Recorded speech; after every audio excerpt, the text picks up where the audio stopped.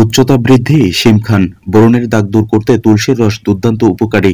ওজন কমাতে cold drinks থেকে দূরে থাকুন। বাতের ব্যথা, শিমের বিচি খান। আমাশয় দূর করতে ডালিমের খোসা সিদ্ধ করে খান।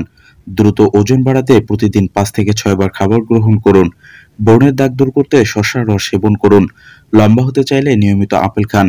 আপেলে থাকা ফাইবার এবং পানি লম্বা হতে সাহায্য করে। যে কোনো ব্যথা উপশম করতে হলুদ ব্যবহার করতে পারেন। ডালিমের খোসা দিয়ে তৈরি চা ক্যান্সারের মতো মরণব্যাধির সঙ্গে লড়াই করে। ডিম লম্বা হতে সাহায্য করে। ওজন বাড়াতে আমিষযুক্ত খাবার খাওয়া খুবই জরুরি। সকালে খালি পেটে থানকুনি পাতা খেলে আমাশয় ভালো হয়। ডালিমের খোসার তৈরি চা বুকের ব্যথা ও কাশি দূর করতে সাহায্য করে।